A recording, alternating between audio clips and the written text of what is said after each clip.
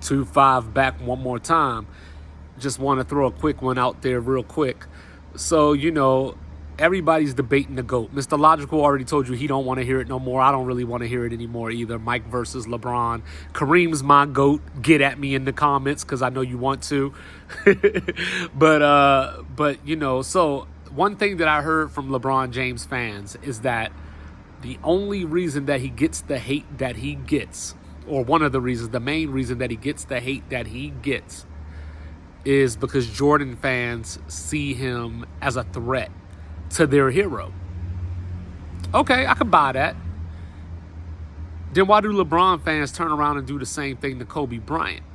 And I'm not necessarily talking to you like, Joe Blow, average Joe sitting on his couch, or average Joe working a 9 to 5 and then, watching basketball and being an avid fan. But the media, to me, whether it's Max Kellerman thinking that Kawhi is more clutch than Kobe, whether it's Nick Wright always belittling Kobe, even one of my favorites, Bomani Jones, using advanced stats to talk about how Kobe is overrated in some ways. These guys, does Kobe threaten LeBron? I don't think so, because I'm a big Kobe fan. Big Kobe fan. He's one of my top 5 favorite players. But I think LeBron is better than Kobe on the all-time list. Like right now, looking at my all-time list, it goes Kareem, Mike, Kareem, Mike, and LeBron. Those are my top 3. Kobe, depending on how I feel that day, is somewhere between 7 and 9. I still struggle where to rank Kobe when comparing him to Tim Duncan, and I struggle where to place Tim Duncan and Olajuwon. But these LeBron fans in the media have tried to erase Kobe Bryant right in front of our eyes. I've seen lists where he's number 12. I've seen lists where he's like number 15.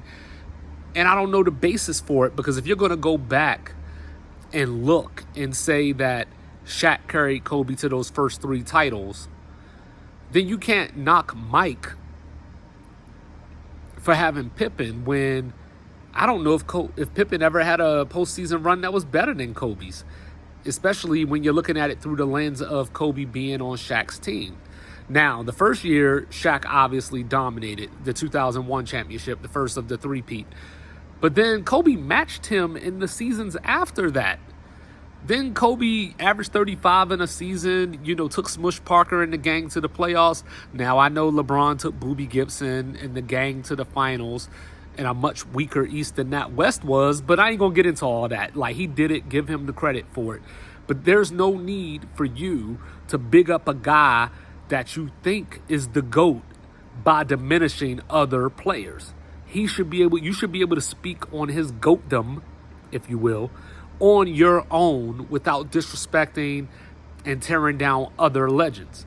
Now, the other thing that chaps my hide is that these LeBron fans say things like, well, Kobe was only the best player in the league probably for about 1 year. LeBron's been the best player from 2007 to 2020 is what I usually hear. Absolutely not true. If it were up to me, I'm saying Kobe was the best player from about 06 to about 2012, because, he had the 35-point year. He drugged Smush Parker and those guys to the playoffs. 08 through 010 Kobe, the 3 finals runs, even though they lost the first one to Boston, was probably Kobe's best basketball. In 09, I feel like Dwayne Wade should have won MVP. I will admit that Chris Paul, in my opinion, should have got Kobe's MVP that he did get, regular season MVP that he did get.